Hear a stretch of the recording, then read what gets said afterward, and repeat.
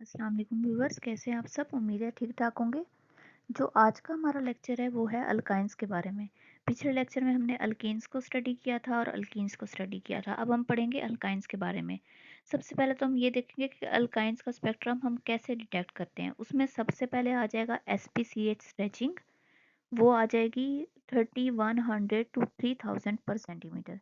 इसके बाद आती है कार्बन कार्बन ट्रिपल बॉन्डिंग। जो ट्रिपल बॉन्डिंग होती है इसकी वैल्यू होती है 2150 पर सेंटीमीटर। बाद हम एग्जांपल्स देखते हैं। अब ये जो एग्जांपल है फर्स्ट वाली, इसमें आप देख सकते हैं कि जो पहला वाला कार्बन है उसके ऊपर ट्रिपल बॉन्ड लगा हुआ है और जो लास्ट वाला कार्बन है उसके ऊपर डबल बॉन्ड लगा हुआ है और सिंगल बॉन्ड भी इसमें मौजूद है। तो हम तीनों चीज़ों का डाटा इसमें लिखेंगे। सबसे पहले हम ट्रिपल बॉन्ड के बारे में बताएंगे कि इसमें SpCH स्ट्रेचिंग है, उसकी वैल्यू हम लिखेंगे। फिर हम बताएंगे कार्बन कार्बन ट्रिपल बॉन्ड की बेंडिंग, उसकी वैल्यू हम बताएंगे। ठीक है, वो आपने इस तरह भी लिख सकते हैं, आप HC ट्रिपल बॉन्ड HC, या आप C ट्रिपल बॉन्ड C भी लिख सकते हैं, इसका कोई इशू नहीं है। फिर आपने आना है डबल बॉन्ड की तरफ। आपने डबल बॉन्ड का डाटा बताना है कि sp2ch स्ट्रेचिंग है इसमें, फिर इसमें कार्बन कार्बन डबल बॉन्ड की बेंडिंग है, फिर इसमें विनाइलिक ग्रुप जो है उसकी ये है वैल्यू है, और इसके बाद आपने आना है सिंगल बॉन्ड की तरफ, sp3ch स्ट्रेचिंग और ch2 बेंडिंग, उसका आपने बताना है। अब इस तरह है कि अगर इस तरह का कोई स्ट्रक्चर आता है जिसमें तीनों चीज़ें मौजूद हों, तो आपको कोशिश करनी चाहिए कि आप जब sp के बारे में बता रहे हैं, ट्रिपल बॉन्ड के बारे में बता रहे हैं, तब ट्रिपल बॉन्ड के बारे में ही बताएं। जिस तरह यहाँ पे मैंने SpCH स्ट्रेचिंग लिखी है, उसके बाद मैंने कार्बन कार्बन डबल बॉन्ड का नहीं बताना शुरू कर दिया, मैंने ट्रिपल बॉन्ड का ही बताया है। इस तरह जब मैं डबल बॉन्ड का बता रही थी, Sp2CH का बता रही थी, मैंने साथ कार्बन कार्बन डबल बॉन्ड बताया है और इसके अलावा विनाइलिक जो ग्रुप है उसका मैंने बताया है। लेकिन आपने ये नहीं करना कि आपको कभी आप sp3 का बता रहे हैं, कभी आप sp2 का बता रहे हैं। आप इस तरह लिखना है, इस तरह लिखें वो ज़्यादा बेटर है, उस तरह आप मार्क्स कट का इम्कान है। बाद आ जाता है ब्यूटाइन।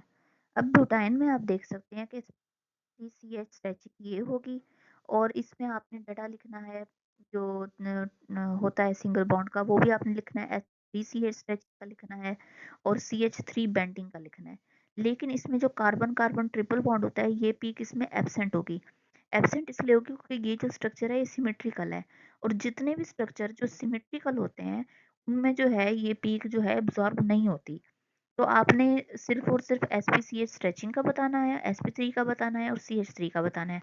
अगर उन्होंने कोई ये क्वेश्चन मार्क किया हुआ हो, एक तरह से ये लॉन्ग क्वेश्चन में उन्होंने डाला हुआ हो, तो फिर आप बेशक लिख दीजिएगा, इसको अलग से लिखिएगा कि ये वाली पीक इसमें नहीं डिटेक्ट होती क्योंकि सिमेट्रिकल स्ट्रक्चर है। अदरवाइज आपको लिखने की कोई ज़रूरत नहीं है, आप सिर्फ ये 3 पीक्स भी बता सकते हैं इसमें। ये हमारा अल्काइन वाला पोर्शन भी कवर हो गया। अब हम आते हैं एरोमेटिक हाइड्रोकार्बन्स की तरफ। एरोमेटिक हाइड्रोकार्बन्स, आपको पता है ऐसे हाइड्रोकार्बन्स होते हैं जिसमें एक रिंग लाजमी होती है। ठीक है, अब इसको हम कैसे डिटेक्ट करते हैं। एक होता है मोनो सब्स्टिट्यूटेड रिंग, मतलब कि एक रिंग होगी और उसके ऊपर सिर्फ एक सब्स्टिट्यूट लगा होगा, वो किसी भी पोजीशन पे हो सकता है। तो इसको हम, इसकी जो वैल्यू होगी 750 टू 690 पर सेंटीमीटर होगी। फिर आएगा मेटा सब्स्टिट्यूटेड रिंग के, जो रिंग है उसकी मेटा पोजीशन पे अगर कोई सब्स्टिट्यूट लगाओ, उसकी वैल्यू, उसके लिए 3 वैल्यूज डिटेक्ट होती हैं और आपने ये तीनों ही लिखनी है। 880 टू 780 टू 690 पर सेंटीमीटर, ये आपने लिखना है। फिर ऑर्थो सब्स्टिट्यूटेड की है और इसके बाद पैरा सब्स्टिट्यूटेड की है कि ऑर्थो पोजीशन पे हो या पैरा पोजीशन पे हो, तो उसके लिए आप क्या वैल्यू लिखेंगे। इसके बाद हम आते हैं इनकी सिम्टम्स की तरफ। तो ये जो है ये मोनो सब्स्टिट्यूटेड है, इसके ऊपर एक ही सब्स्टिट्यूट लगा हुआ है, बेशक 2 कार्बन हैं लेकिन इसके ऊपर तो एक ही कार्बन अटैच है।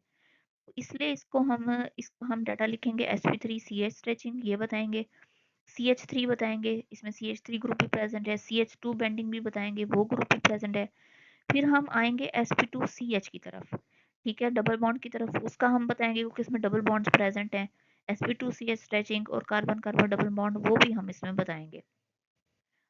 बाद आता है मोनो सब्स्टिट्यूटेड, ये भी वैल्यू भी लाजमी लिखनी है आपने, ये वैल्यू भी आप बताएंगे इसकी कि ये मोनो सब्स्टिट्यूटेड रिंग है।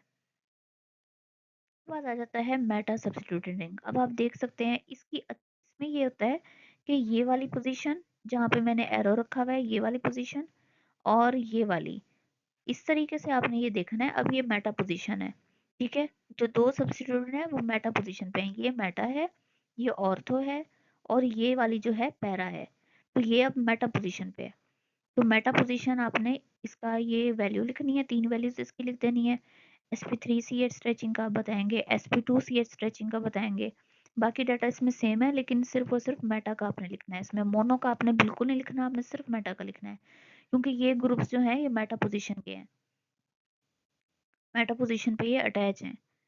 इसके बाद आ जाता है पैरा सब्स्टिट्यूटेड। अब ये वाली जो पोजीशन होती है ये होती है पैरा, एक ऊपर लगा हुआ है ग्रुप और एक नीचे लगा हुआ है, ये होती है पैरा पोजीशन। ठीक है, तो इसमें आपने पैरा वाली वैल्यू लिखनी है, बाकी सारा डाटा इसमें सेम होगा। लेकिन अब एग्जाम में आपको इस तरह नहीं आएंगे कि डाटा कुछ सारा सारा सेम हो, डाटा कोई चेंज भी हो सकता है, लेकिन बताने का मकसद यही है कि आपको समझ आ जाए कि अगर पैरा ग्रुप हो तो पैरा में आपने इस तरह से लिखना है, ये वाली वैल्यू लिखनी है। उसके बाद आ जाता है ऑर्थो, ऑर्थो सब्स्टिट्यूटेड रिंग। ये नंबर 3 वाली ऑर्थो है, इसको आप देख सकते हैं ये ऑर्थो पोजीशन पे अटैच है। ये जो ये वाली पोजीशन है ये ऑर्थो है, ये मेटा और ये पैरा, लेकिन ये वाली ऑर्थो है। तो इसमें आप ऑर्थो का डाटा बताएंगे, ऑर्थो की मीन वैल्यू आप बता देंगे। उससे पहले सारा डाटा वही होगा, sp3 ch स्ट्रेचिंग होगा, ch3 बेंडिंग होगा, ch2 बेंडिंग होगा, फिर sp2 ch स्ट्रेचिंग होगा और कार्बन कार्बन डबल बॉन्ड होगा। तो ये हमारा आज का लेक्चर था। अगर आप लोगों को कोई बात ना समझ आई हो तो आप मुझसे पूछ सकते हैं, कमेंट बॉक्स में पूछिएगा, मैं इंशाल्लाह नेक्स्ट वीडियो में उसका ज़रूर रिप्लाई करूंगी। आपको मेरी वीडियो पसंद आई हो तो अपने मेरे चैनल को सब्सक्राइब कीजिएगा और शेयर भी कीजिएगा, ताकि आप जैसे और स्टूडेंट्स जो हैं उनकी भी कन्फ्यूजन दूर हो जाए। ओके, थैंक यू, अल्लाह हाफिज़।